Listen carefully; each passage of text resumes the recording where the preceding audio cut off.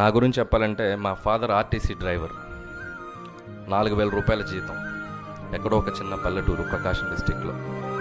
So ఆ రోజుల్లో నాకు ఎంసెట్లో ఒక 8,000 ర్యాంక్ వచ్చింది. సో పేమెంట్ సీట్ మంచి కాలేజీలో చదివిద్దామని ఇయర్లీ ఒక 45,000 పైన ఫీజు కడుతూ తను సంపాదించే శాలరీ ఒక 4,000కి సరిపోదు.